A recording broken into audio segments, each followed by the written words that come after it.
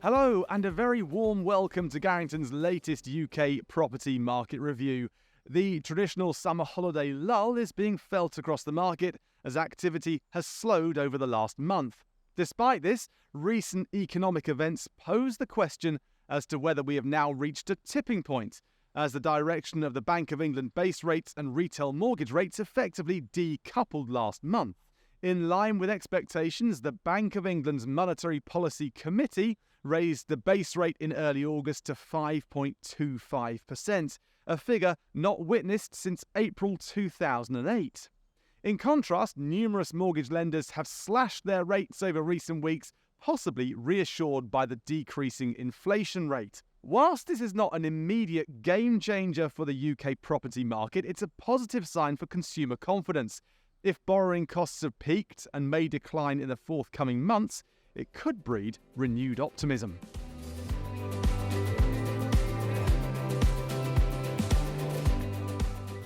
House prices have remained under tight scrutiny over the last month, and all the latest house price indices paint a similar picture of a market transitioning through a repricing phase driven by new levels of affordability and demand.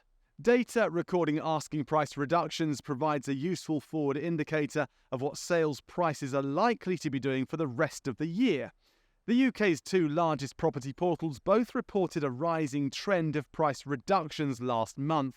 Rightmove state that average asking prices of newly listed property for sale fell by 1.9% over the last month. This figure was exacerbated to a fall of 3.4% at the top of the market. As can be seen here, Zoopla recorded that the amount of property listings where prices have been reduced by 5% now stands at 6.7% of all listings, which for context is 60% above the average rate seen over the last 5 years. The lowering of asking prices has the effect of lowering eventual sales prices, and as shown here, lenders Halifax and Nationwide both recorded month-on-month price falls on average house prices last month. LonRes, however, are reporting a rise, but due to a data lag in how they report, this goes back to June.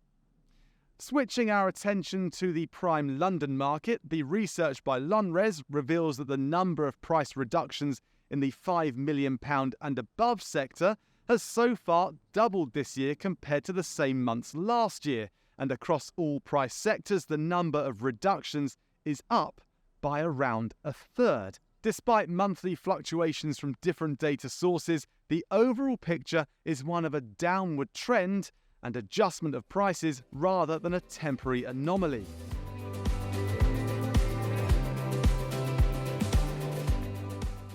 Despite the evident market rectification, there's an emerging robustness. New research from 20CI records that despite significant headwinds in the market, 68% of all properties listed for sale this year have successfully been sold. Of note, property sales volumes increased by 14.5% in the second quarter of the year compared to the first, to 305,000 transactions. As shown on this map, different regions of the UK have seen different rates of growth, with the southwest seeing the highest rate of sales growth. Rightmove have also published new research last month assessing the strength of the market by location and reached similar conclusions to 20CI with regards to the southwest region. The top two slots in their ranking table of the strongest sellers markets were both in Bristol, with St George seeing 80% of homes for sale being marked as now sold.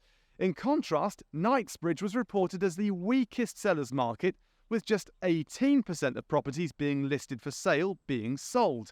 Higher value markets like Knightsbridge have been disproportionately affected by changing market dynamics.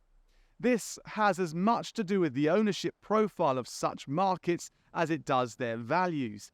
Movers in these locations typically enjoy higher levels of equity and tend to be more discretionary based on their moving plans.